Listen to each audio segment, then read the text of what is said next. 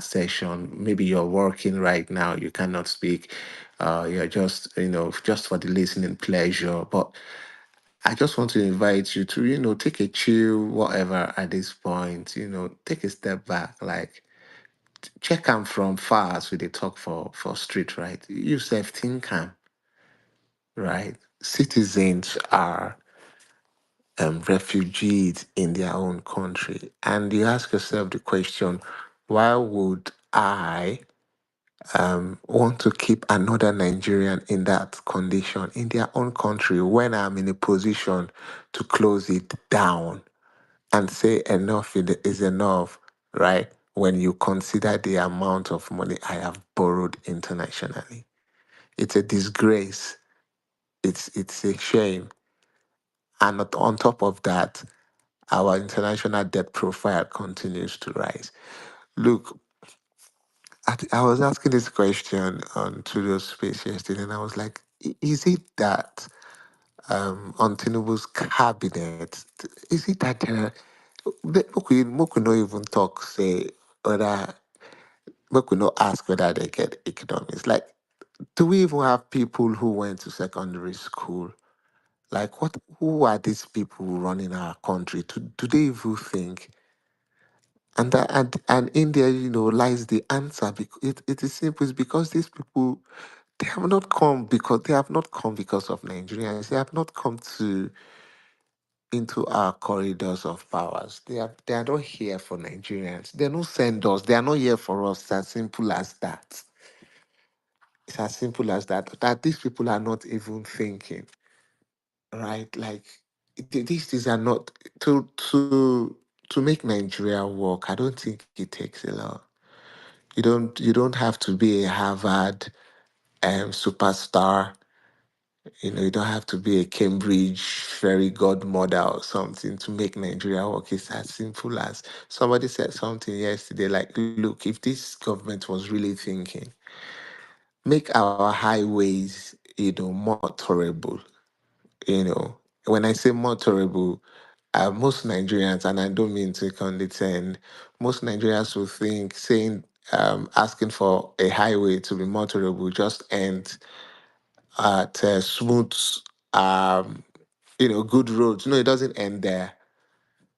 Making a highway motorable also includes um, proper markings on the road. It includes proper traffic signs on the road, right? And it includes proper lightings on the road. Earlier this year I was in Nigeria and driving through Abuja, and some part I just terrifyingly dark, and I'm like, wait a minute, is it that um we people like is it that the government is not aware that this section of this road? So it's a lot, right? And I'm asking that, are there people in this government who think, because if they think making our highways, you know, more tolerable alone can earn you revenue. And I heard that yesterday. And I was like, yo, this makes sense as fuck. Because think about it. Like I said, I was in Nigeria earlier this year, and Abuja drivers are the most ridiculous and the most terrifying set set of drivers I've seen like in the world. Chris, that's not true. Come to Ibadan. No. Ibadan don't even have drivers. Ibadan is just like people just wake up in the morning and start driving. I'm not Ibadan is just in his own class. Leave Ibadan. So I mean, I have not experienced a lot of mad driving in Ibadan. I understand, like people have said, it's a madhouse down there, but the one that I've witnessed, lived experience, on the ground, Abuja.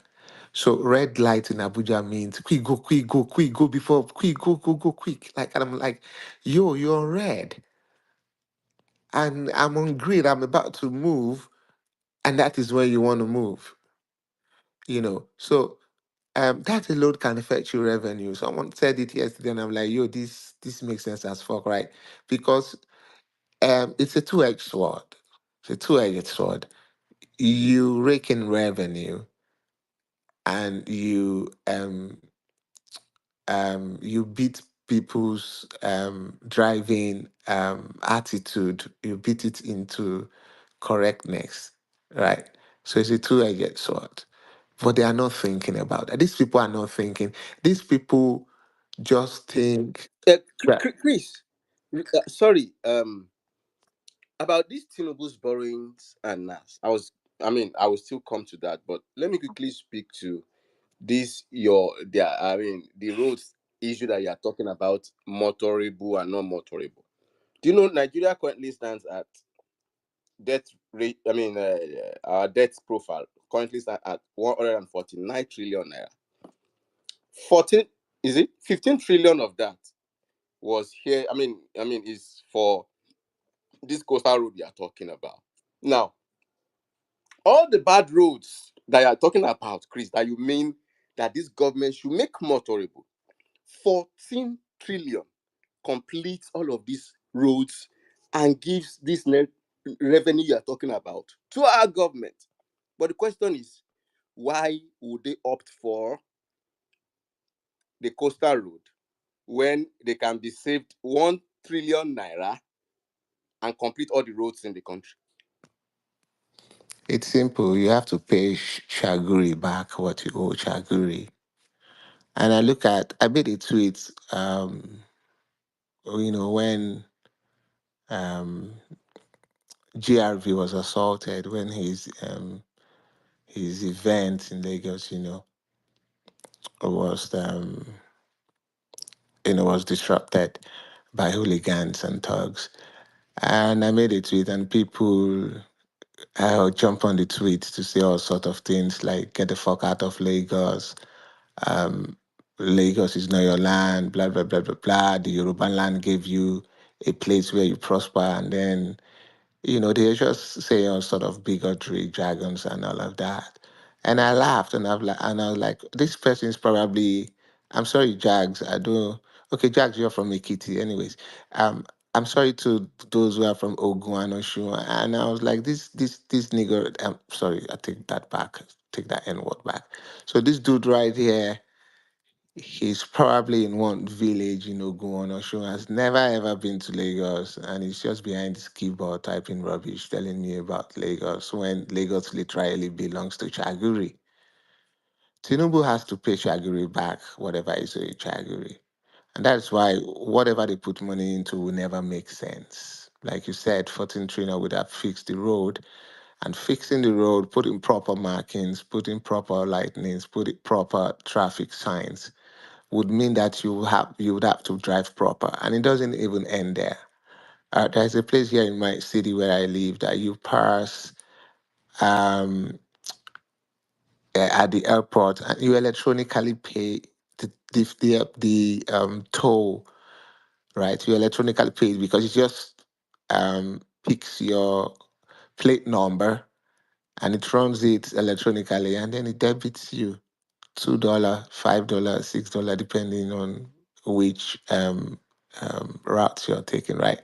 And nobody's thinking about that, right? And it's simple. We owe a lot. We don't even know who owns Lagos right now.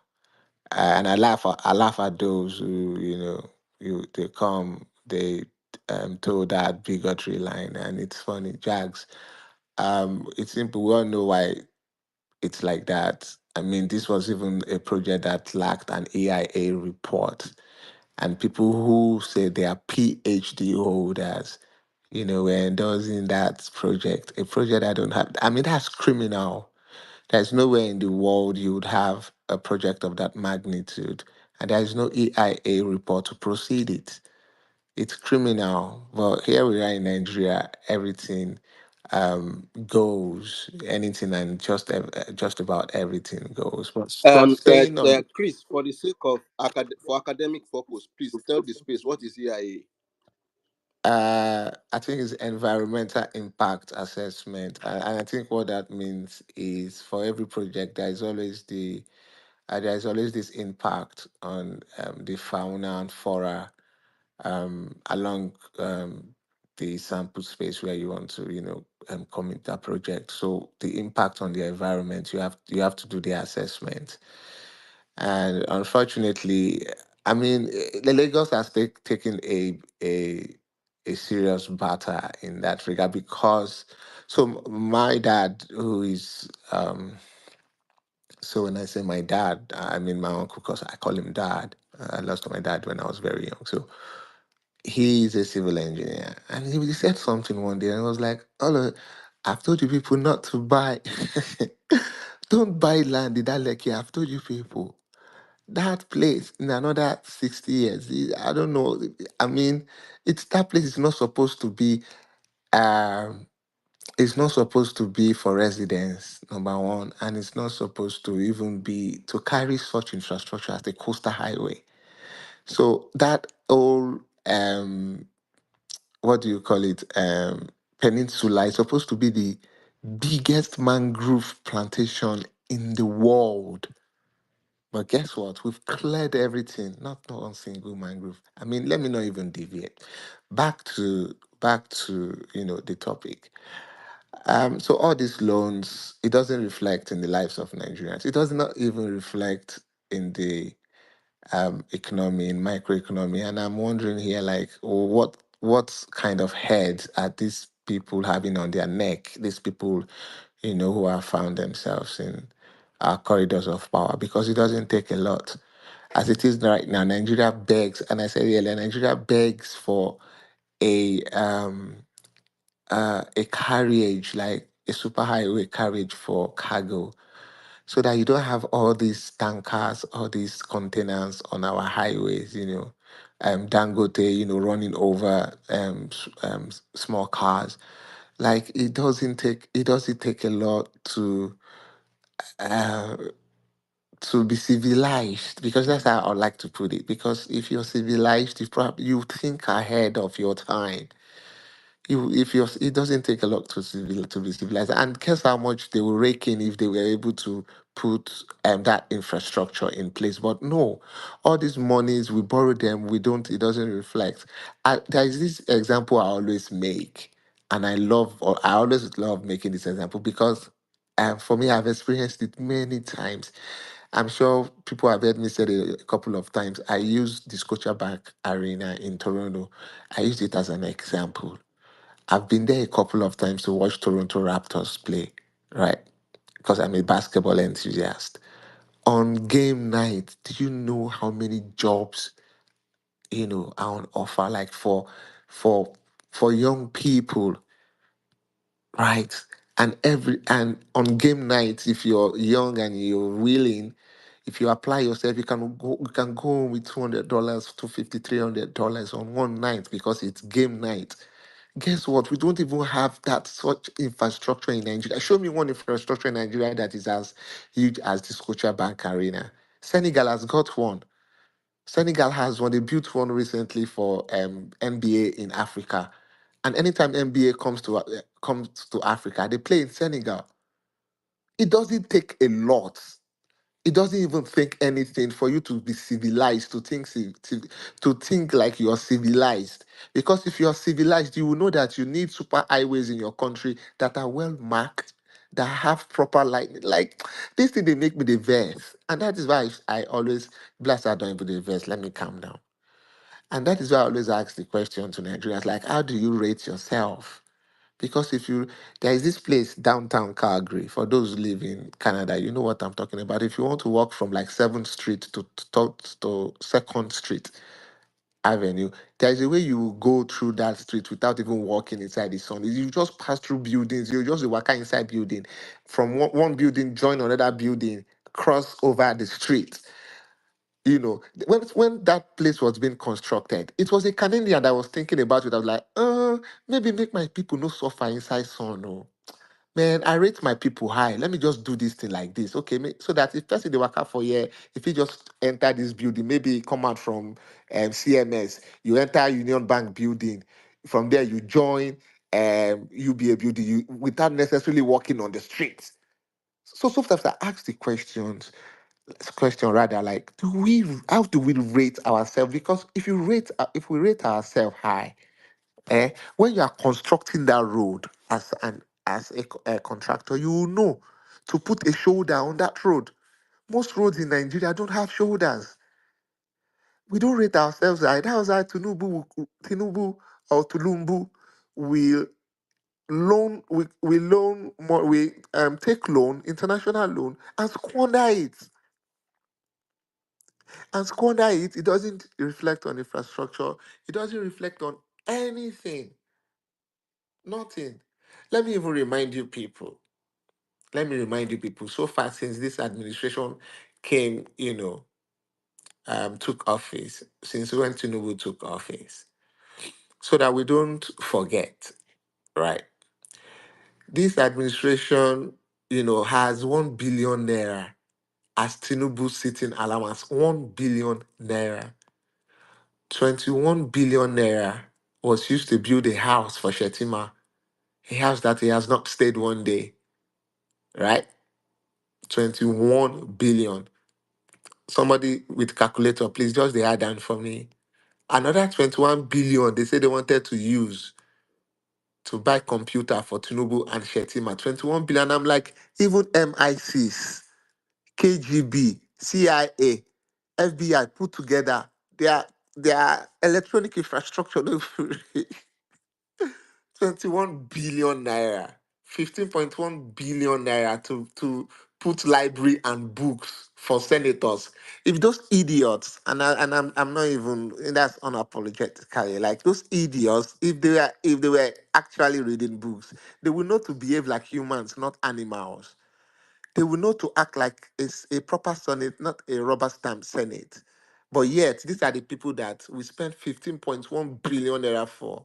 I mean, to buy books or to, install a library for 15.1 billion naira. Guys, you spend that money, but yeah, these guys are acting uneducated, right? And these guys are still like stupid as fuck.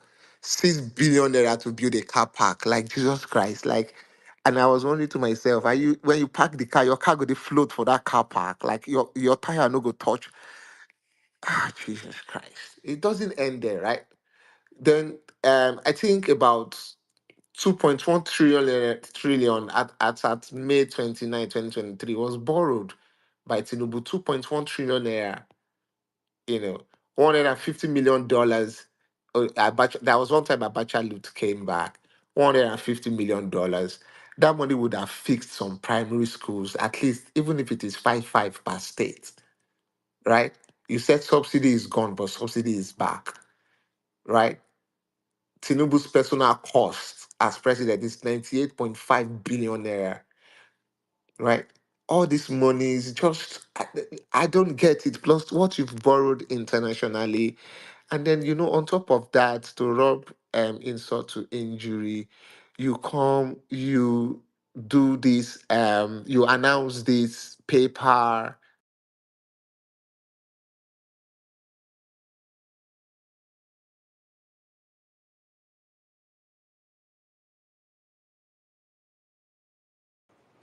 Chris, are you there?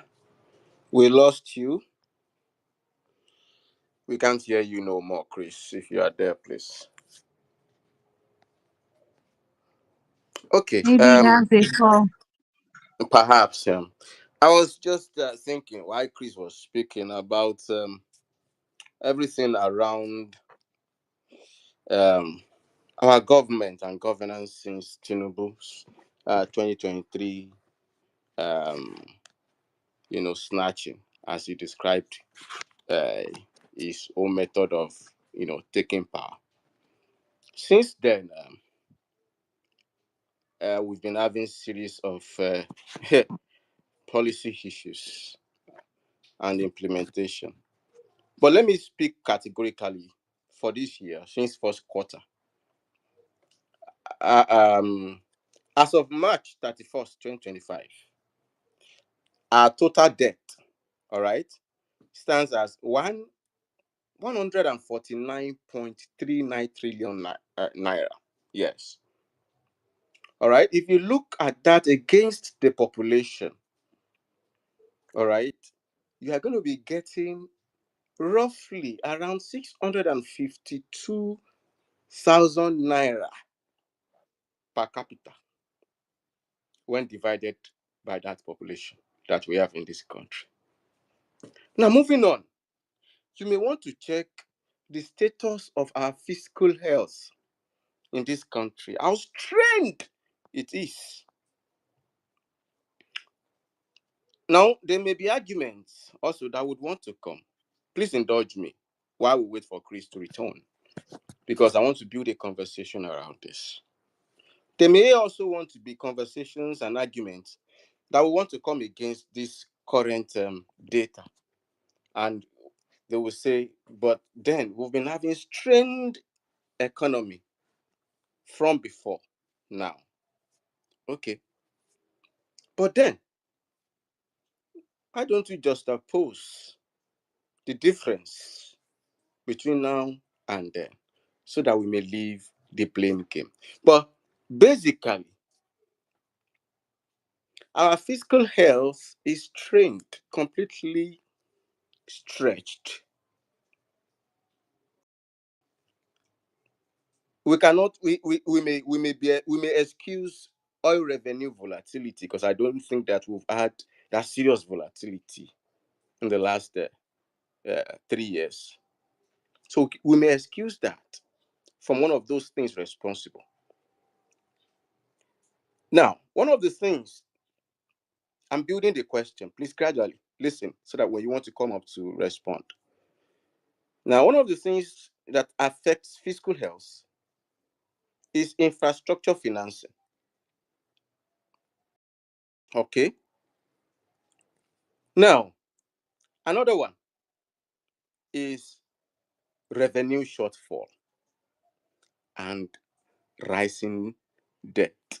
Now, when you correspond the rising debt to your infrastructural financing, you want to ask, where is the infrastructure while the debt rises?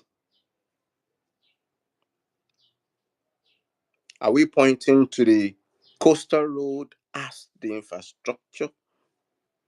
Because as things stand, that coastal road is still completely detached from the Nigeria economy. The inland roads and the connecting roads in this country, which 14 trillion could have taken care of, are those ones that currently contribute to the Nigeria economy. But as the road stands right now, they are not motorable, so they contribute adversely to the Nigeria economy, because per interpretation economically, you are going to have high costs of transportation on your goods, which implied we respond on unit goods. So that is why household cry. So I have a question for the space. What is responsible for Nigeria's revenue shortfall? What is revenue? I mean, what is responsible for Nigeria's revenue shortfall? And number two, why is our rising debt not corresponding with our infrastructural financing in quote? These are the two uh, conversations that I want us to quickly look into. I think Chris is still on his call, perhaps. Yeah. So I'm just taking a look around our fiscal health. Yeah. And I came about this. So it means that as all of the borrowings that we've had since March 31st uh, must have added to one to must have added our debt to over 152 trillion. Yes, if you calculate the latest borrowings. and had it to 149.39. Yes, okay. I have Melis up here. Melis, please. Uh, I don't know which you want to speak to. Either the topic that we're having, which led us to this, to which led the borrowings to fiscal health, and then to the discussion. Of course, rising debt is still part of the fiscal health we are looking at. So let me yield the mic to you. There's no way you would go that you will not still speak about either. Go ahead. Good morning, everybody. Good morning, Joe. Good morning, Valerie. Can anyone hear me, please? Yes, you are audible. All Go ahead. right, just I'm at the site. I don't know if it will be noisy. So, see, what led to increased borrowing is not a bug. It's a fixture. It's a feature. See, it's a feature designed by the power that be. All these spiritual darkness and rulers in high places that is overseeing the affairs of this country. It's not a bug. Is a design. Okay. The only way they can drive us into abject poverty, probably reducing our dollar to individual rate to be less than 20 cents, just as it is in Madagascar. I was checking the condition of people living in Antananarivo, which is the most developed part of Madagascar. Why I'm even checking Madagascar was because my late uncle, he does business there. There is this thing he usually imports there, import from that place, and usually it used to be cheaper. And he lived there for many years, and before he decided to come and reside in Abuja. See, it's the same thing that playing out with them. That's what they want to reduce Nigerians to. Okay, so they will know that to make the poverty ratio higher, to the rates of people that are poor, the growth in poverty to be higher is through borrowing and also siphoning revenues. Like I said before, Nigeria have a lot of mineral resources. Like Nigeria, like accessible solid mineral resources, it is also over 6 trillion US dollars. Accessible solid mineral. If you add the nodules and concretions, the continental shelves and is written at nearly 20 trillion. Nigeria has natural resources that could better the circumstances of everyone for here. Though we do not, if you compare our land mass to Russia, to Canada, Argentina, Brazil, and Bolivia, you see that it's way smaller, especially that Bolivia is, I think, the difference is less than 100,000, if I'm not mistaken. So how rich this country are and how they've been able to use the resources to better their country, their citizens. You see that despite the fact they cherish corruption, despite the fact they want people to remain poor, still unskilled, they still want them to enjoy the benefit of good governance, like a mirage. So, Nigeria's condition is a design. Okay, it's a design, and when they discover that the pattern in which they are following, these people can still manage to feed. They now they now did what indulge in a research. How how else can we ensure that these people will remain poor? That whatever they work for will go on feeding, and they will not be able to access good place to call home. So they integrated it, called experts, they are slave masters. And they were like, we know that we want to make our people poor, but we want to 100x you guys plan. Okay, leave this thing for us. If you can, we will just say, we'll just make it look like the people controlling us are the one in charge. But we want to ensure you guys that even though you want us to make 30% poor, we are willing to make the next unborn generation way more poorer. They were like, oh, that is a very good one. So that means we need to ensure that the deterioration in leadership, we need to scale higher. So first and foremostly, we give you people Buhari, you know, and from Buhari we go to Tinúbu. So it's a design. So anybody telling Nigeria that we have money, Nigeria has money literally everywhere, both human resources and natural resources. So don't stress over this thing. The only way we can um, defeat these people is, you know, by through thorough disobedience. It's thorough revolution. Okay, making them know that whatever you guys are capable of, we are way much more than that. Okay, if we want to plot evil to evil, we do better. It's not by saying you cannot outspend them, you cannot do this, cannot do that. If a teacher and student probably they are scared of you due to how you are a proper disciplinarian, you do not tolerate nonsense. The day one student will wake up and beat you and probably challenge you to a fight, that is the day you lose your respect. In fact, some schools they were like, okay, you can go, we are done with you. And that will be the beginning of new atmosphere that will ensure tranquility and balance student teachers relationship. And every other ones we know that if there's something you do to the students, one of them will rise up and beat you up. So the same thing needs to play out in this country.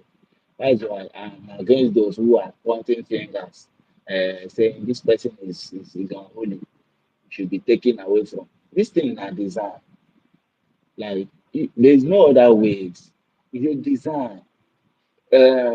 Bullet train, Belgium use from Japan. One vehicle is $4 million.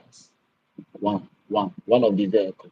So if you are going by 444 vehicle attached together, that is $60 million per per single mobility. Okay. How much did the Yaya Bello stole? He stole over 150. You know what it means that they say a government official stole? It means having lied that you install a street light for 20 million naira per one, having lied that you were sick and you bought malaria medicine for 5 billion naira, you did this, you did that, inflated everything by 1,000 x. At the end of the day, they were okay, we believe you. We are not going to scrutinize the actual amount by putting one or two together. Then, after having said all these things, we now say, okay, now the money we gave you is still remaining $150 million. Then you're unable to account for it. That is the kind of wealth that flows into these government officials' hands. Tinubu owns Parkview Estate. Tinubu owns a lot of place in Lagos. Still on state. No, he's not owning Chaguri anytime. Chaguri is just the foreign guy that knows what's up, that believes I have what it takes to manipulate the life of people through the government, either for my own selfish, like just playing a game. To him, it's just a game. So who is this guy, Tinubu? He gives a fuck about me. We can just team up together and do our thing. Then I'll support him. He'll support me. It's just teamwork. Chaguri is not, Tinubu is not under the mercy of Chaguri. He's not owing him a dime. So back to other things. So this thing is just a design. They will like the power that be that does this, that does that. It's just a design. And most people that are well to do have been able to encounter some guys that have some bucks. Some are multi-billionaires, some are few billionaires, some are multi-billion. Their character. Most of them want you to be under subjection for no reason. They will query 50,000 naira if their life depends on it. But we squander over 100 million naira on frivolities. Okay, so I know such characters. I always see them patterning their lifestyle with the government, because they also get some huge benefit from the corrupt from every corrupt administration. So they're always willing to support the worst that we align with what other states corrupt individuals align with. So it's just revenue everywhere. Is there any point they are not extorting money from Nigeria? Do you know the amount they pay for one container, 40 feet container? Lot of money. It is only in this country, um, a tin of milk, not milk, cream, because what we are drinking is not milk, went from 1 6 to 40 something thousand naira, and you are not doing anything about it. Do you know? I was telling people that you will come here and think these Afghanistan people, they are worst human when it comes to economic development. Forget the fact and figures. Those guys are they are feeding themselves comfortably. See, Jagun, as you are like this, but $300 will not feed you comfortably monthly in Nigeria. If you think, let us do the arithmetic together. Like you should eat like a normal human being, not by eating this here tomatoes they use starch and sugar to make. Just eat something fresh that will keep your life on a normal level, not zero luxury. It will, $300 will not feed you. That's how high things are. So it's a design. They now know that these people can be able to team up together and ensure that goods are cheap. They now install insecurity now. Kill them when they want to go and farm. Like I said before, Nigeria have uncultivated, that has never been cultivated before, 55 million hectares of land. Uncultivated. Let us leave the one they've cultivated before that Fulani herdsmen have chased them away. The ones that they try to cultivate, they manage to do something. Uncultivated. Ogun State will just feed the entire Nigeria as a whole. Ogun State will feed the entire Nigeria. So it's a design, it's a pattern. They know what they are doing. They just want it to be this way. Let the poor be, they will strangle your neck, who dash you oxygen, will feed you carbon dioxide. So it's not a revenue problem that is making them not to. Revenues are everywhere. Brother, revenues are everywhere. The thing is that just by mere existence of a Nigerian politician, you are making money from all nooks and crannies. The debt, this thing should make sure they deny us a purchasing power. You know, see, somebody was discussing uh, insightful. I will call it macroeconomic. He talked about the kind of corruption that goes on when in the areas of estimating revenue, debt, crude oil returns, and all those things. See, these guys are liquidate nothing less than $1 trillion, nothing less than $1 trillion from estimations and all. See, liquidator to their pocket, investing in other nations and taking away the ones they kept and all. It got to a point the US was like the dollar in Nigeria is higher than one in the entire United States of America. You and I are not holding dollars in this country. You see our OS calling themselves Federal Reserve babes. That is the level of liquidity that flows into these people's hands. So it got to a point. Do you know that they released a report that over $120 billion was missing? They was unaccounted for from the NNPC. They gave them the list of the people that have the money, that kept it for themselves. They gave it to Tinúbu. He's a smart, corrupt guy. When I say smart, he's not smart in improving life.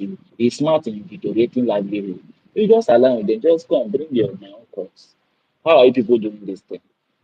How did Abacha lose? Melis, Hello? if you wrap up, yeah, we will still circle back to you. Yeah, All right, let's okay, just okay, go just back to 30 this. seconds. He was like, Yeah. "Hey, I need to do better." Okay. Somebody was saying, if you see the amount of money, if you compare the amount of money Abacha looted from Nigerian treasuries, if you check it to that of Tinubu administration, you will tender apology to him. What someone told me that Abacha normally did is, Nigeria, I'm printing 100 billion naira for you, and I'm printing 20 billion naira for myself, and nobody is going to make use of your own. It's to be well distributed in the areas I want them to be distributed to. So that's just it. This one will take everything. You know, appointed Atiku Bagudu, Abacha former minister of budget. But Peter Obi, who helped to clear ports that was making Nigeria suffer during the Abacha administration, is one that worked with Abacha. So when I reason this thing, I say I don't deserve to be born here. And you see, if I marry somebody by the grace of God, and I take it to where your circumstances will be better, you should just put some respect on my name. Because if you move mad, if you don't get anybody with your family again. Because the kind of suffering that they are imposing on people. Okay, now me, I see myself as someone that's suffering. Imagine somebody that's depending on salary to live. So just imagine someone else that are depending on salary. They don't pay me 50K, 100K. I will not live. Sometimes I'll just make one or two movements. Not that I want to bother. Just by you do this, my bro, take this one. they fear this one. So you see that 200K have trek out of your pocket, and you're trying to be meticulous. So that is a design. They don't have revenue problem. We have the natural resources. We have the human resources. We have everything. It was a design. Thank you very much, Jack. All right, Melis. Let's go back to Chris. While Chris was speaking the other time before, the network interjected him. I was speaking about. I was taking a note on our physical health, and I wanted to weave that into the conversation. But before we do, let's have Chris, go back to his submission. Perhaps we can interlink much later on it. Yeah, Jax. Thank you. I got a call, so it got interrupted. Um, so I was just trying my best, and maybe I was even struggling. Some part to just chronicle Tinubu's reckless borrowing and spending, right? You know, and I think no one is ignorant, in that respect. We can all see it. And I was just trying to tell or to say that it's not reflecting. Is it in our agriculture? You're not seeing it on the ground. I mean, currently back home, we not get ginger, right? We don't have ginger. Let that sink in. Our ginger used to be the best. Like if you choose small ginger for Nigeria right now, like your mouth, like you go feel even for your spinal cord. You get, but right now we don't get ginger. And news on or words on the street is that Oga GMO, Oga Bill Gates has a hand in it, and it's that sick, right? Um, for that much money that you have borrowed, you know. So I just wanted to also say that look, National Assembly, as far as the National Assembly is concerned, this is probably uh, the worst. Um, so if I have to come from a historical perspective, I could not remember, but I don't think there's ever been a time where the National Assembly was just nothing but rubber stamp, right? You watch international news, you see it what happens in the U.S. Senate, even in the Senate here, in Canada. Like you watch things, you'll see how the Senate push back on policies. Like our own Senate, not just it's just a funnel. Everything just goes through like no resistance, no check. I'm not a government scholar, it's government, so I didn't do government in school, but I think I know a little that the legislature is supposed to be like, the check and balance for the executive, but our own nothing. So I don't even see, I'm not expecting much I mean, what do you expect from a madman when you see a madman on the street? It's only one thing you expect from the madman, right? So that's so the case of the National Assembly be nothing. We will not expect anything, right? And as far as the Electoral Act is concerned, look, I commend what Randy Peter is doing. And I also commend everyone who's been a part of it, who has given him support in any way. So, but I have this to say that didn't Yakub Mahmood, invite everyone on that to Chatham House? Didn't Randy Peters invite all the heavenly hosts and name it? Did he not? All the angels, archangels, even God himself. Did he not invite everybody? Did he not tell everybody that it was going to be the best election yet? Did he not tell everybody it was going to be by the electoral guidelines? Did he not tell everybody that votes were going to be electronically? So I'm saying this to say that no matter how much reforms you do, additionally to what we currently have, I don't think the Electoral Act itself is the problem. No. I don't think it was the Electoral Act that made it difficult for us, to interpret what 25% in the FCT means. I don't think it was the Electoral Act that made the judiciary descend into the arena, and INEC that is supposed to be an umpire, descend into the arena. So I don't think it's the Electoral. I just feel like we don't have the people. We don't have nationalists. We don't have people who think of the country first, and we don't have people who have, at large at heart the interest of Nigerians. We just have people who have price tags, and whoever meets the price tag, um, gets the cookie, and that's dangerous because these people are not supposed to even be in any of our institutions. So I think it's the institution that is the problem. The people and the institution that is the problem. The people are the ones who run this institution. So finally, it comes down to the people. We don't have the people who have the will to be, true nationalists. No matter how we reform this, if like, "Oh, reform, reform, reform, reform," if people like Mahmoud Yakub, right, if we still have people like him there, it will still be the same problem all over again. I'm not saying we shouldn't try. We should try by all means, but really, if we are to analyze it, is the electoral act the problem? I have personally, I don't think so. Before I toss the mic back to you, Jags. I just quickly wanted to say a big thank you to everyone who um, sent in their donations. Everyone who supported the initiative on the ground in Port Harcourt. I'm sure it must have crushed your TL in the past few days, seeing young girls who just turned 18 getting engaged in civic education, civic responsibility, like getting politically aware.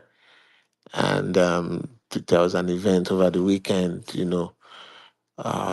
for young girls, to get engaged, to apply themselves, and to be a part of the PVC, registration, awareness drive for first voters. And just want to say it was a success. And I want to encourage you, if you're on the ground in Nigeria, like you can make that happen in your community, right? It doesn't have to be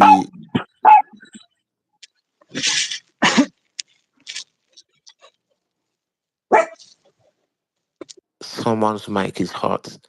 So it doesn't have to be as huge as what happened in Port Harcourt. If you have even 20, 50 young people, that's something, right? But what I'm trying to say is just make something happen in your community. Um, if you need support, I'm sure people would be happy to support you to be a part of it. But what is key going into 2027 is the amount of work that we do on the ground regarding grassroots awareness campaign. We have to take it very, very seriously because the truth is there is voter fatigue. There is fatigue in the grassroots. We need to re-energize um, the grassroots, and it's going to require a lot of work. So I'm inviting everyone. I'm imploring everybody, make something happen in your community. And I wanted to, just give a shout out to all those who supported, and a special shout out to Peter Obi main chick, who was the main conveyor. So, Jack, thanks for the mic. That's all I wanted to say.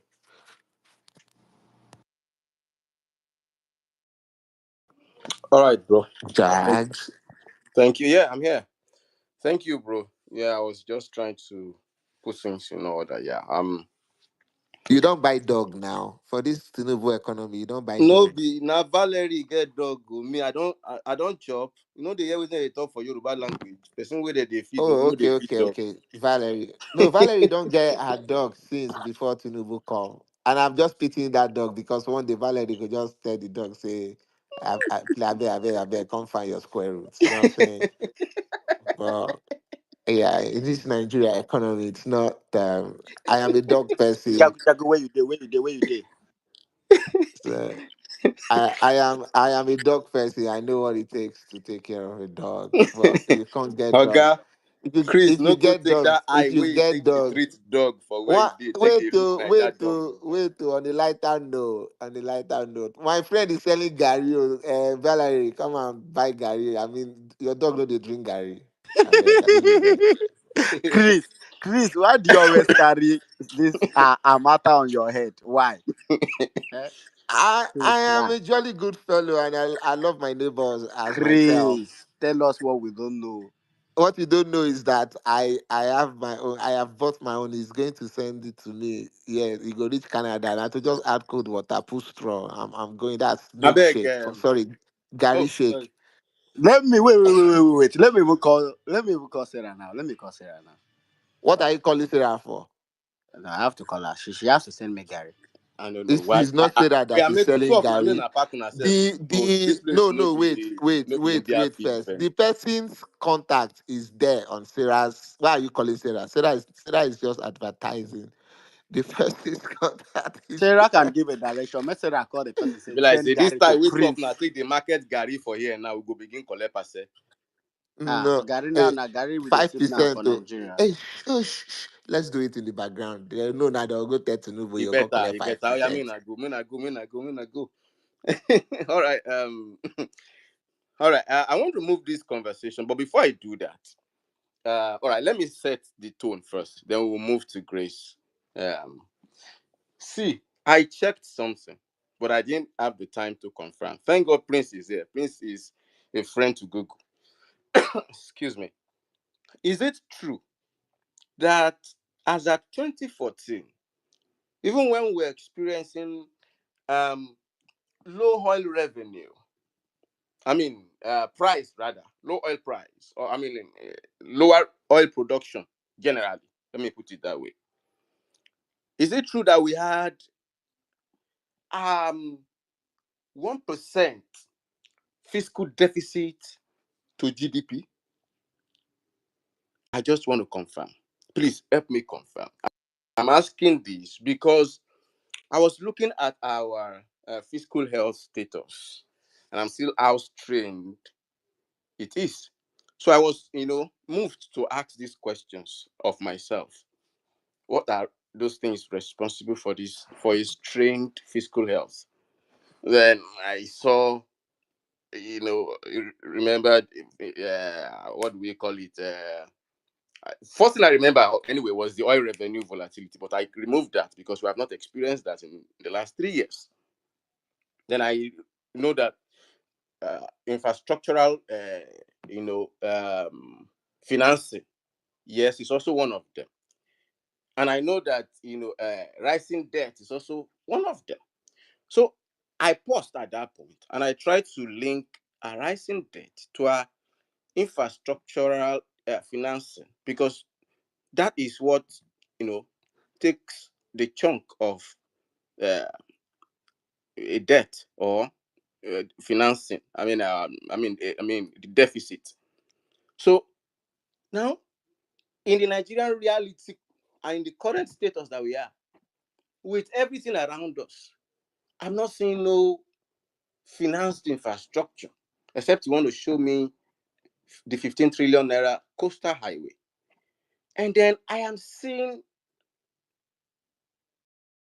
a high rising debt that even the speaker, who has now come out to deny what he said, that he didn't say so, even him had to come out initially before denying, to say that, look, this debt is going to be killing us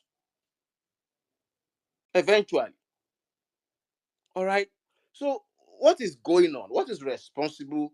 But I'm not here. And then one other thing, please, as I lay this tone and I yield the mic. One other thing, yeah, I noted this down. I'll pick it up later anyway. But let's move on. I'll pick it up later. It's very important. Yeah. Okay. I read that we're having revenue shortfall. What is responsible? for revenue, you know, dwindling. What is it? Is that why we are taxing?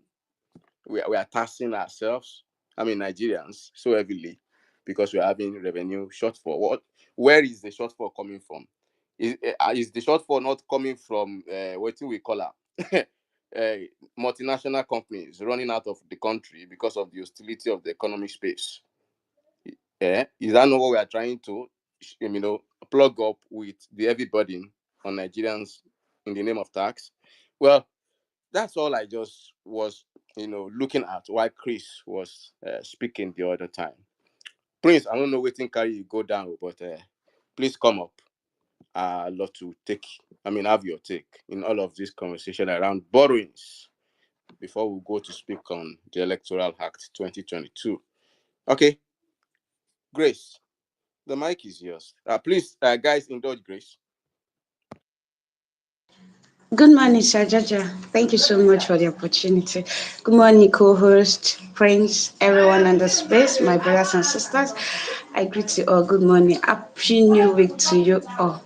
Please, I won't take much of your time. I'm just here to advertise my business. As a mother who hustle hard so as to put smile on her baby's face. Please, my name is Grace Amara. I'm a data vendor. Also, I sell thriftwares. Like if you check my Pinterest, you see I sell unisex baggy jeans. I sell bun shorts. I sell jeans skirts too for students. There is so many of our schools.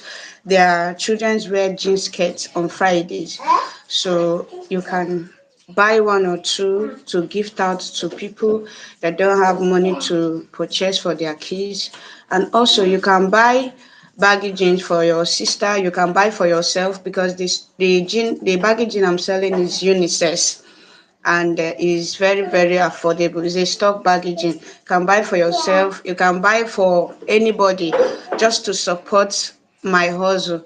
Also, my data business is very affordable. I sell from 1 gig to 480 gig. Even if you don't need the data, please and please, you can just support my business by buying one or two to give out to people. Or you can tell me, okay, you want to bless some mutuals but you want to remain anonymous. I will do as you said. I will keep you anonymous and I will not tag you, and I will disburse the data to whoever that needs it. Please, you are doing this to support me and to put a smile on my face because Nigeria now is very, very tough. Very, very tough on average people like us. Please, I will really appreciate your patronage as it will go a long way in sorting my bills for the resumption of this new week. So thank you everyone as I'm expecting a positive response from you people. Thank you so much, Ajaja. I really appreciate for the opportunity. Thank you. Yeah, you're welcome, Grace. You're welcome. I don't carry another name. Kolade, welcome to the space. Let me introduce my name to you. My name is Jaja. All right. Please patronize patronize Grace, please. Let's help ourselves grow business wise. Now waiting me at the talk so that I no go cut my words. Say like the help ourselves. Can't add another thing join. So let's help ourselves grow, business wise. Let's let's patronize each other. That's how to grow a network. That's how a community grow, and that's how the ecosystem appreciating value. All right. Thank you again, Grace, for holding up to that confidence to come advertise. But next time, please, maybe you begin to put out your PR job so that we go feed the do marketing well for you. give Valerie we get sweet voice. Make Valerie they do ad for you way sweet. Feel like saying I only selling you sabi. You know sabi the PR job well. All right, all the same. I didn't fear. I didn't You I don't didn't need fear. fear. But You don't next need time fear. You I'll be don't need bold. fear. You don't need fear, Okay. my sister. Now among family, in as much as what you want is good governance. Imagine this your little business in a working economy. imagine you wouldn't need, to stress yourself to pay your school fee because you would have the purchasing power to do so. In fact, you will even have what we economists describe as the propensity to save, for raining days and for perhaps further improvement on your business. But these days, we sustain even on our business so much that we eat into our capital. That is why all of this is happening, that SMEs are crumbling. All right, let's move on to. I don't have any answer, but I have Chinenye and coalition. Let's take Chinenye, all right, before we move to coalition. Jaja, Jaja, Jaja, good afternoon. Good afternoon, my obedient brothers and sisters.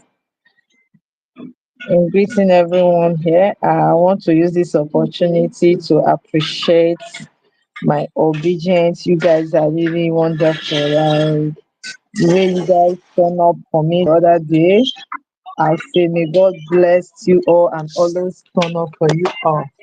Honestly, you know, with the help of you guys, I was able to sort out my rent bills and all that. I'm grateful. I want to use this opportunity to also talk about my business here. Most of you have already patronized me here. Most of you know me here already. I'm not new on this space. I sell I sell biscuits, soft drinks, children juice. So you can patronize me, support my business, add value to my business by patronizing, buying for your loved ones. Maybe you can buy a carton of biscuits and a carton of trees for your loved ones, for your kids, for the kids in your community, for the kids in the street, for the kids in the motherless babies home. You can get a carton of biscuits and a carton of trees for 7,200. Please, please, I'm begging you guys. Jojo, you didn't ask about me. Let me share this with my obedient family here. On Saturday, I had it on Friday, on Sunday, sorry, I had a terrible experience. I lost 7 weeks twins. I had miscarriage, but they are just 7 weeks. So, but I believe there's more to come. And thank you all those that chatted me, sent me prayers and all that. Thank you. I appreciate. Please, I'm waiting for your patronage. Oh. School fees is there to pay. Oh. High school items are there to pay. Oh. My kids are resuming school on Monday. Please, oh, from your patronage, honestly, it's gonna go a long way. Thank you, everyone.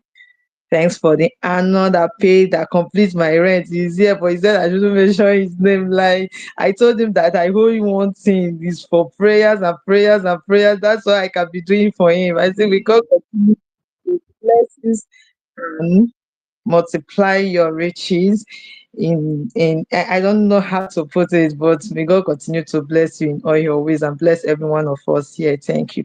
Jaja, thank you so much. I'm grateful to you. You gave me the opportunity. You welcome me with your whole heart. I say thank you so much. God bless you too. God bless you, Varela. God bless you so much. I love you all. Continue growing. Obi is coming 2027. We'll get there. It just must come. It just must come. All right, Chine here. Thank you. That is the little we can give. You know, one of those Bible stories that I am fond of is that parable of that woman who gave her all, and that was the best she had. But it was the least of what was given at that event. But what backed it was the intention to give our all. All right. So everything we will get now we they give. And so if we have the platform, we must give it no matter how small the platform is.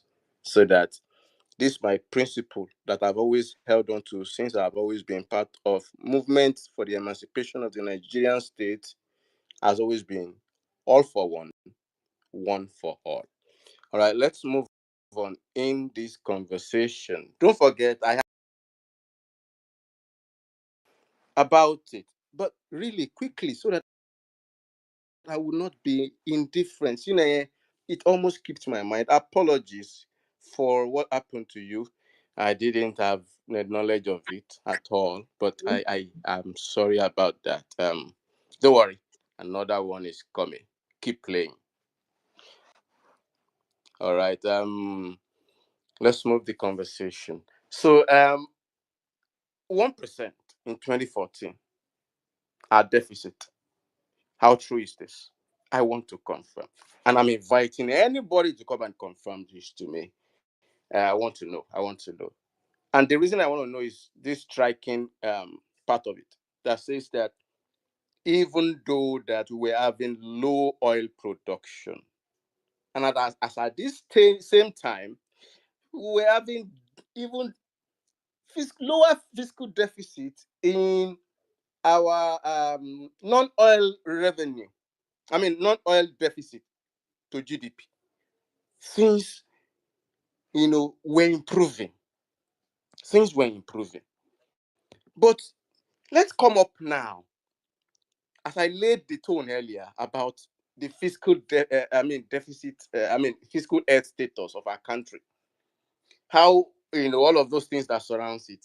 You can see that we have a problem. They said, let me state it clearly, that we have a problem with, revenue. We're having revenue shortfall, and that we're having infrastructural financing, and of course, Sorry, Jago. But yeah. Larry, please, can you check your DM? Please check your DM. All right, Prince. And of course, our debt obviously is rising. Everybody can see that. Yeah. So, um, most importantly, why are we having increased debt as against no visible infrastructure that they said it is being financed? Okay, and what's responsible?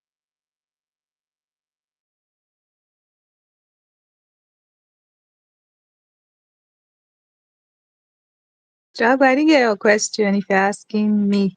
This 1% deficit to GDP rather. All right, that's the conversation I wanted to initiate earlier when Chris was speaking. But let's move the mic. But before we do that, Valerie, have you got anything?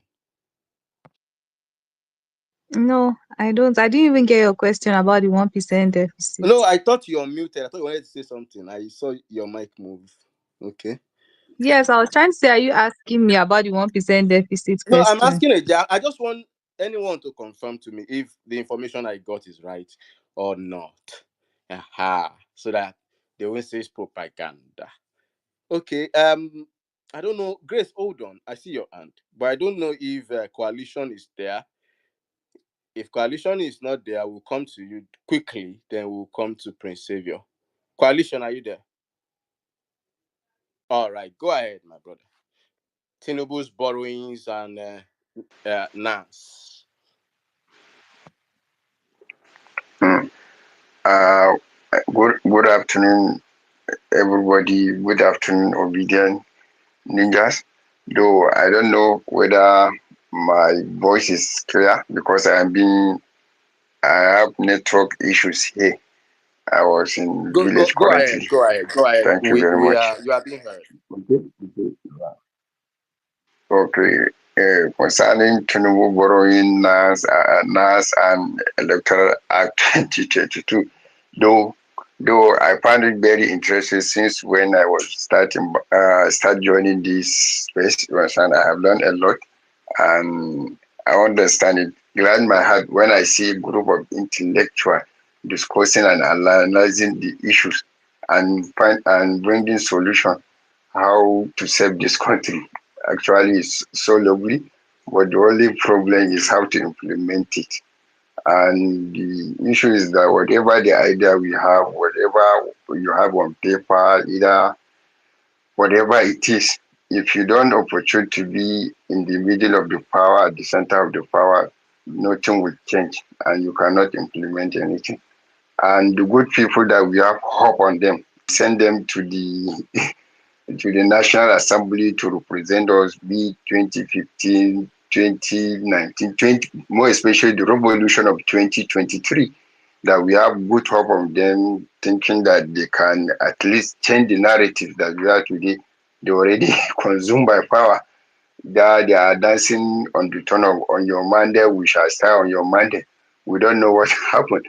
And we don't know by 2027 if self revolution happen, those who will send, they will either work for the interests of Nigeria or they will also dance on the tone on the selfish interest.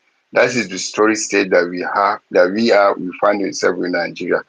Always before our leaders assume into the power, you understand, they will talk about the solution. This is the problem. This is what, and they will say this is the solution. Immediately they have been sworn into that position, then it is another story. It is another story. But we have hope by 2027 the story will change, because since from the system, maybe 60 years ago, in independent of Nigeria, when the like of Awolowo, Tafawa Balewa, and others, they are ruling Nigeria at that time. The military said they are doing otherwise. They are not performing. They are against the interests of Nigeria. Then bloody coup happened. Military assumed into the power. The same thing happened. Yakubu Gawan is there. The same thing happened. You understand? We Nigeria have had of whoever is in power. We are praying. We start praying. We wish the person that succeed him should come back. You understand? In 2023, in the build up election, I say we are praying. Whoever succeeded from Buhari, Nigeria will not be praying. We wish it is Buhari, but unfortunately, Buhari is worse. You understand? We experience a lot of issues, a lot of difficulty. That is the calamity that Nigeria started experiencing from 2015 to 2023. You understand? Naira redesigning, one-directional policy that people don't understand, insecurity, a lot of issues. You understand? But unfortunately, we jumped into Tinúbu administration where it was getting worse, worse and worse. And the leaders, most of the leaders that we assume they will collect together, you understand, in the National Assembly, our representative, they are not making any effort to see an amendment in the Electoral Act, because when an amendment happens, maybe it will not favor them. You understand? And maybe the presidency or the APC or the power, Tinúbu, you understand, is telling them, look, guys, if you don't join me, definitely you are going to lose your seat. And before they forget, it is the people at the grassroots, the masses that voted for them. For example, a lot of people from APC, from Labour Party, from PDP, they don't come now. They are in they are in APC. You understand? You have to start thinking what is going on, and we don't have assurance. If we mobilize again in ADC, you understand what will happen. So definitely, the solution is that whatever we are doing is that we must present ourselves. I found it very interested, and Valerie started. She's one that introduced me to the obedient platform and everything, and I'm being happy. I've been picking interest. Yes, Peter Obi is a very good man, kind man, excellent man. You understand? I love how she's performing his politics grassroots, and this is if our leaders will be traveling state to state, local to local, grassroots to be discussing with the people down at the grassroots, I know when the opportunity to be at the power, something will happen. You understand? This is what we want. We want revolutionary leaders that have listening ears and everything. But to win to be able to win that position, to win that politics is very important. That comes what we must extend our hand. You understand? Be that maybe for example, before I'm in PDP, I'm working for PDP. Now I'm be interacting with Labour Party, with Peter Obi, Obedient Ninja. That mean that maybe I said, for example, maybe say I come from PDP, understand? People will be start thinking, no, Now in ADC, maybe I have my own candidate. People will be saying, no, obedient user should not associate with this guy. You should not associate because people don't understand politics. But politics is about extending hand. When Valerie extend her hand to me, you understand, you should join. You understand, I understand. Yes, Peter Obi is an excellent and perfect man for this country, and I've been saying it. You understand, this is from the peak of my heart. You understand, but we don't know what will happen. And in the north, I've been telling this from the north corner that core note from the core note is that the information is that there is already maybe our leader, the leaders, maybe traditional leaders, the emirs, those people that have title, you understand, that have such like phobia like that. If Peter will be in power, that the issue of maybe Biafra issue will come out like that. You understand? It's propaganda that the leader that don't want Nigeria to be united or that don't want maybe people from the south to succeed, they have been playing that propaganda. And without associating, no one will counter it. Thank God I'm associating, we are counter, and we are telling our people, whoever that will succeed Nigeria must be the person that has Nigeria at heart. And we don't have problem with anyone, be it Peter or be even me, maybe Jagu said today, hey, young Suleiman, you are the one to be the president. If we be, I know he will work for me in his zone. You understand? That is the beauty of politics, working together. But always my concern is that grassroots is very important. And Peter Obi is grassroots man. But his people, I must be saying, the people that is working, they are not politicians. They are not politicians. Most of the time, they are a group of activists that are eager to see changes in Nigeria, eager. And in the way we are practicing politics is that you must associate the coordinators, the people moving the obedient movement must be politicians, you understand? Because politicians know how to sell a candidate. Politicians know how to lobby. Politicians understand how to, when it comes to manipulation, yes, it is the politician, you understand? And we have a lot of those politicians at the grassroots. Only maybe they don't know how they will interact with the leaders. And thank God, since the advent of this ADC, the advent of this coalition, this is what we are moving. My concern is that ADC must come into power by God's grace in 2027, and grassroots must be part of ADC. That is all what I've been doing. And I even share one of the important proposals that I'm working this morning with Valerie. Jagun is there. Maybe she has to share it with you. The document is that we are trying to hold like 1,000, the proposal is to embark 1,000 grassroots members across Nigeria. We are going to give them like workshop and sensitization concerning the registration of PBC, collection of PBC, and even maybe transfer. How the website works. It is 3 days program. After the 3 days program, that is going to be in Abuja. That 1,000 people, we are going to organize solidarity march direct to the INEC office to submit the community and call the attention of INEC that we must have free and fair and credible election, because this electoral act, they will not going to do anything. Our NASS, you understand, National Assembly, they will not do anything unless Nigeria revolt, unless Nigeria stand very fit, you understand. And 2027 is not going to be like 2023. It is like military regime. Tinúbu is military man, you understand? It's dictatorship. And to collect power from him, we too we must wear our own khaki. We must stand very firmly.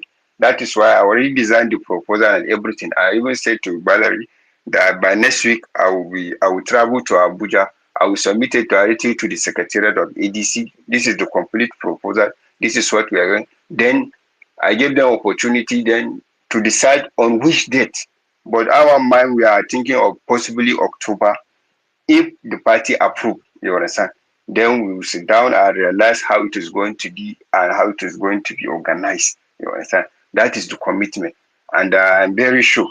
Even 3 days ago, I was together with the Deputy National Chairman North of ADC. That is Comrade Dr. Najat Muhammad. She is saying that whenever I go, I have an opportunity. Tell our people, you understand, they should prepare their mind to join ADC, because ADC will going to give them absolute opportunity. In the constitution of ADC, they said between the age between age 30, you understand, 30 to 35, they used to give free form. They used to give form, you understand, to the youth free, and including women, you understand. But they don't know what will happen in 20. But she said she will insist this time around. Those within the age of category, including women and youth, you understand, was going to have pre-nomination form so that they will part of the processes. Don't be thinking that I don't have money, I cannot. No, the moment you start putting money as part of your agenda, as part of your policy, that means you have issues. You understand? You have issues. You must have consider. You must, if you have an ambition, you must go to your locality, your constituency, start establishing communication with your people. You understand? When your people understand you, this is what you are going to do. The community will help you. But when you start thinking about money, no, I don't have money. Even when you have the opportunity, you go there, you just only to go there to look for money. You understand? That is the situation, the current situation. And we are the one to make an effective changes that will change the directive of our democracy. If you continue moving like this, until you have money, money, money, nothing will change. And the revolution is there. It is on our hand, either to use it or not.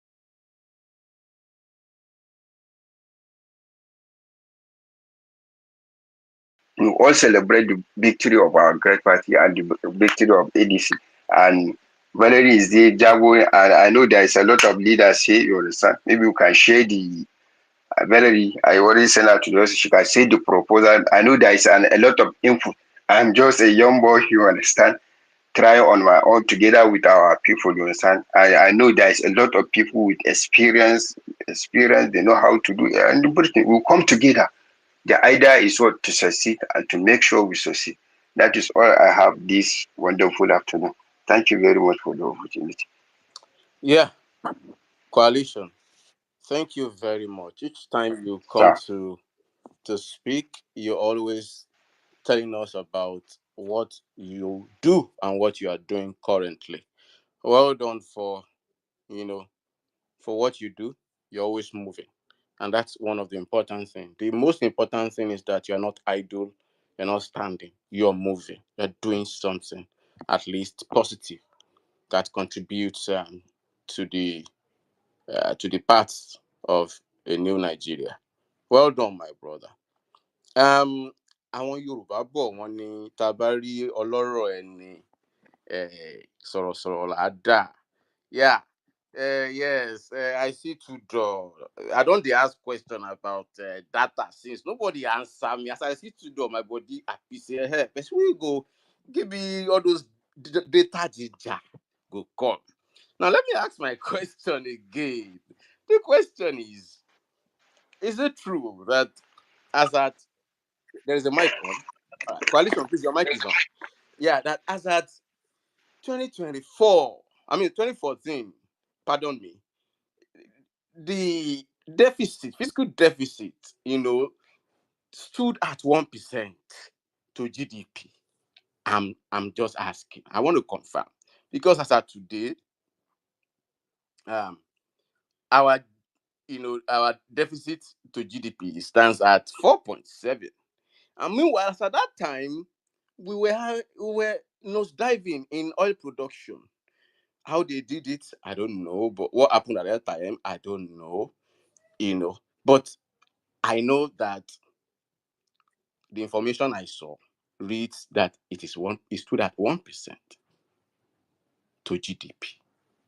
How true is this? I can't tell.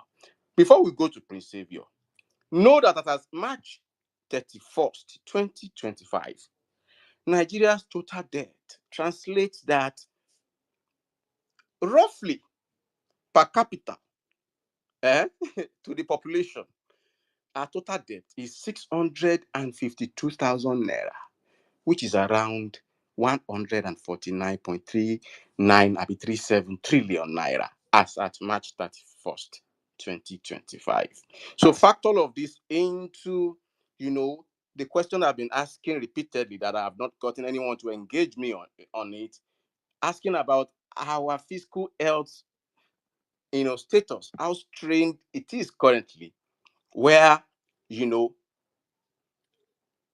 oil revenue volatility outside, all other variables involved, infrastructure financing, that which infrastructure are we financing currently that is visible to the Nigerian state that is currently making our total debt to rise? Because all of these contributes to a strenuous fiscal health of any economy. And of course, revenue shortfall. Are we having it? If we're having it, what is responsible? I've been asking these questions, all right? And I need answers to them. I might need to drag up some people to come and give me an answer to this while I take, first of all, first-hand information from Prince Savior. My brother, welcome. Last Giddy product. Sorry, thank you. Sorry, what kind of first-hand information? I think Valerian was. What first-hand information, sir? I know now. When you give info, we no need to go Google now. You know, say I talk at that time, say you research well. I maybe I beg. Sorry, I thought you were asking to do.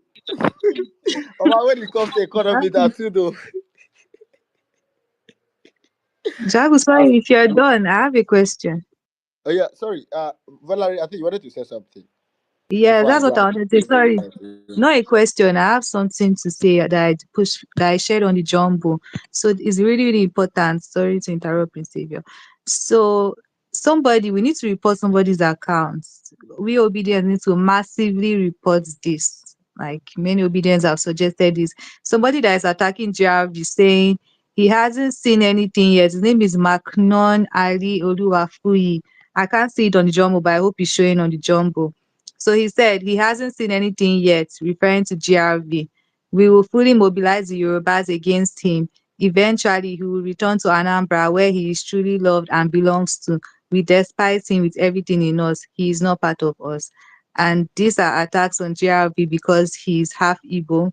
We understand, like we all know, and these are threats, and these are probably people that will send talks. These are the kind of people that attacked his supporters on Saturday night, I believe.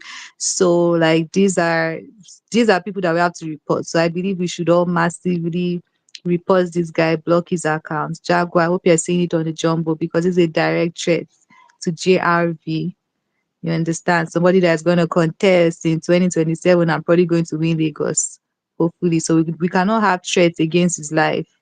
And every Nigerian is a Nigerian, like as a whole. You don't have to tell someone you send it back to Anambra State. Like what is that? We can go to Lagos, we can go anywhere regardless of our tribe, and it's still Yoruba. So I don't understand all this gaslighting. Do you get it? So Jagu, that's what I wanted to add. Thank you. All right. Okay. Yep. Before Thank I you so say much. anything on that one, Okay. let's go back to Prince Savior. Okay. So thank you so much.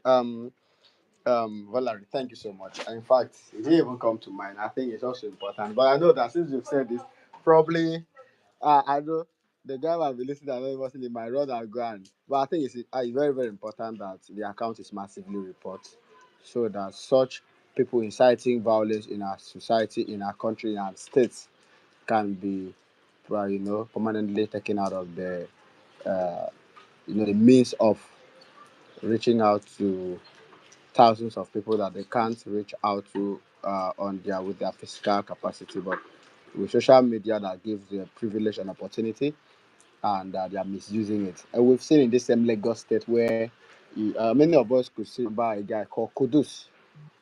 Kudus is the guy. I don't know how many of us can still remember that guy. Jagu, can you remember that guy? And Jagu. Who go forget Kudus now? So not just Kudus alone, and you have the like the Pastor Ogezie. I don't know who gave him pastor because the Bible's study says by their fruit you shall know them. So not everyone that say pastor, pastor, pastor, not everyone that say Jesus, Jesus, Jesus are even truly the followers of these things they claim to be. So by their fruit you know them. I'm not calling him a fake pastor, but by their fruit, by his fruit, you will know if he's a fake pastor or not. These are the same people who, during last election, they incite so much violence through this app, and lots of indigenous Lagosians were brutally injured, and lives were lost, properties were destroyed. A lot of things happened. Blood was all over the street of Lagos. It was as if it's a war.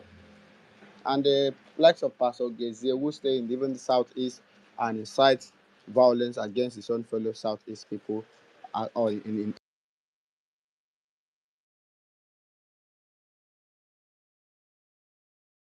so, they are now. Please, shit. Can someone see me? We can hear you. Oh, alone. I will block this number if it calls me again. So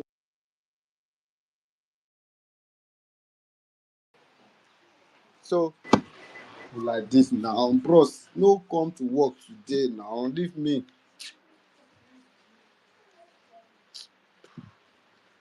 Kai. Thank you, Prince Xavier. Valerie, can you still I hear can me? hear you. Ah, yeah. So please, as I was saying.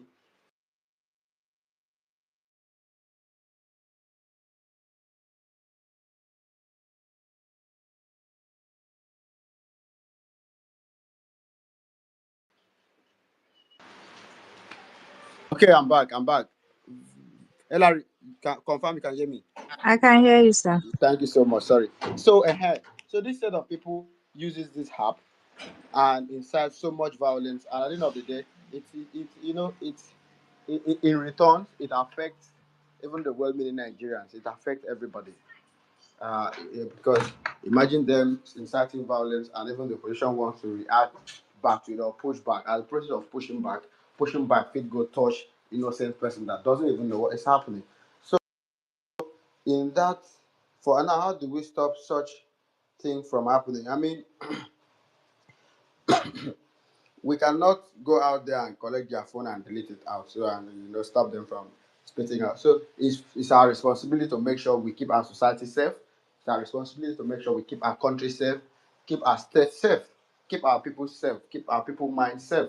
It won't take much. Just click on the post, report the post for violence, inciting violence, and report the accounts. Twitter, take it out.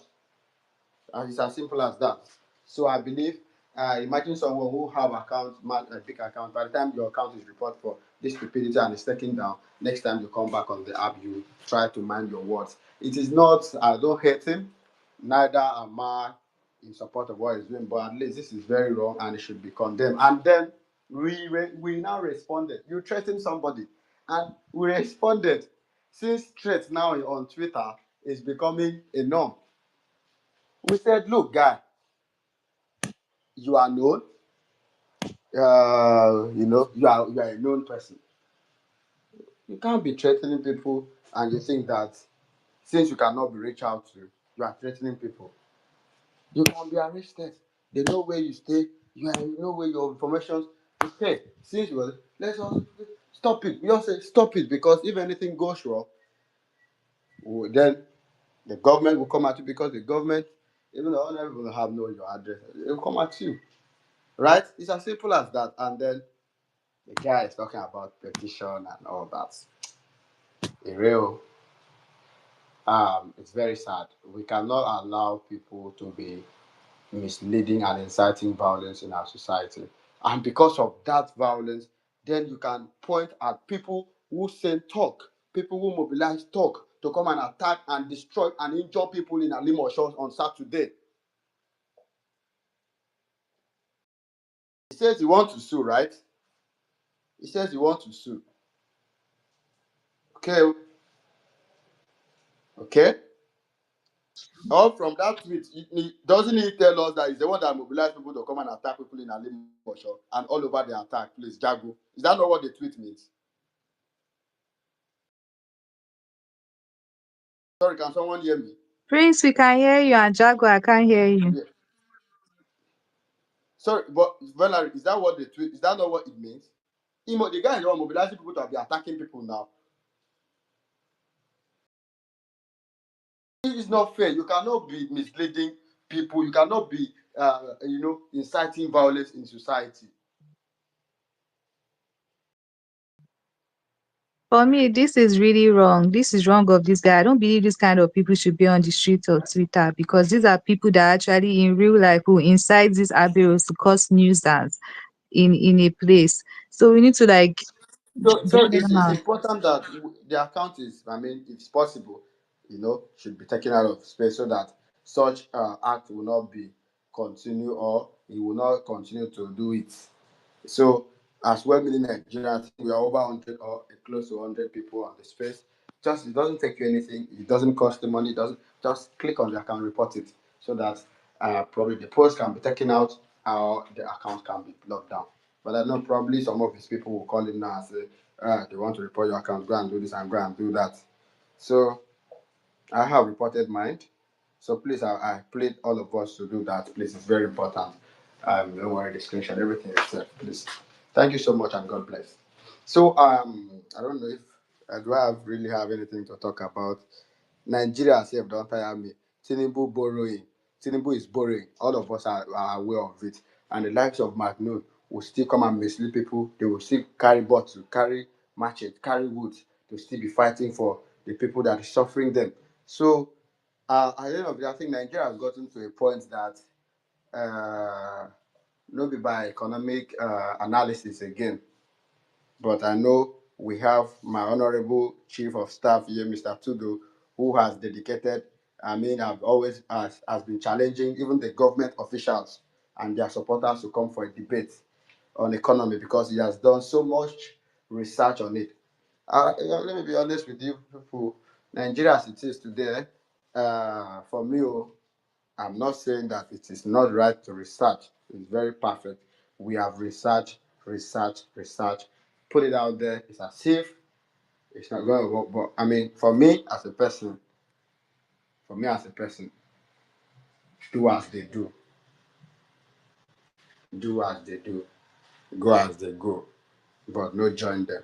But we get it. So I don't know. Sorry, Electoral Act now. Will they give us? Is this this National Assembly? For me, Electoral Act is very important. We have to work towards it, and for you to get it, it's not by. I don't think it's by this government is so shameless, and they are so shameless that even with international community, you put their dirtiness in front of international stage.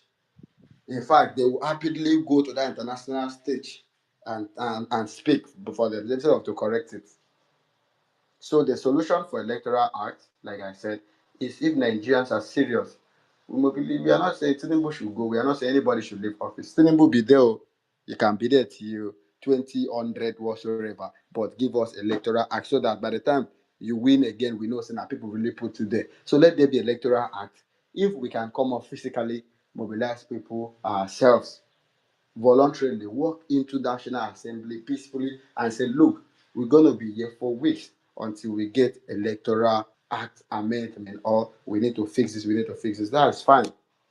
I watched Governor Amuni, Governor what? That Amuni, the guy where they say edits, Governor Amunike.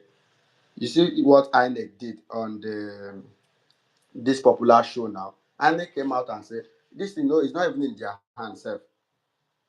Like, if let us not go far to they give example of universities that if you write exam now, the host is having network issue. Please, Jago, check your network. So he said, if you write exam now, you get your result instantly, and it's true. Even National Open University in Nigeria, if you write exam now you submit it, you get your result. Why should we not have that in our INEC? They send a National Assembly.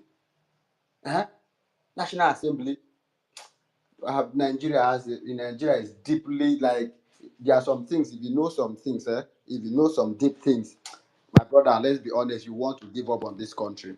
Jaguar, have you fixed up your network?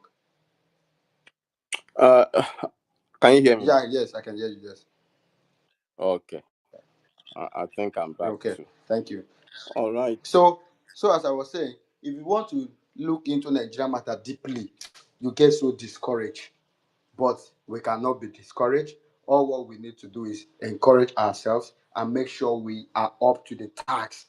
Electoral Act, no be this set of people, the National Assembly guys, the Akpabio, the this and that, they won't do it.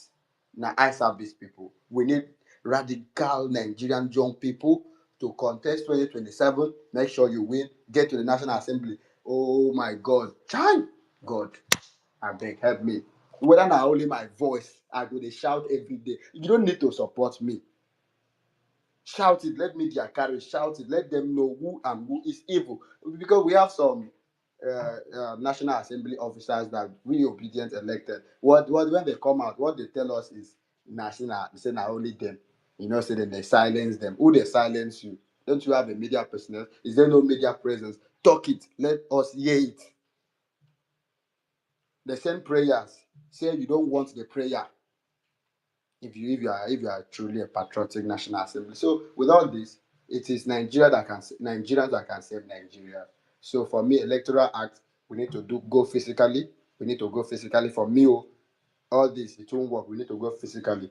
2027 is just behind the corner. It's behind the corner. But these guys can change national anthem within 24 hours. Oh, Jago, let me so that other people can talk before this space crash, please. Valerie, I think some other people want to speak. Jago network is something else. Yeah.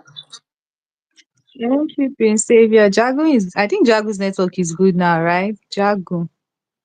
And please check your WhatsApp message, Jagu. So let's just move the mic to the Eagle, then we'll come back to Grace. The Eagle, you have the mic. Thank you, Prince Savior, for Thank you that so much. Please let's submission. not forget to Spot report my on. account, please, for inciting violence. That is what it is. I'm not begging him to, delete or not, but I mean that is violence incitement and a threat to a group of people's lives. Thank you.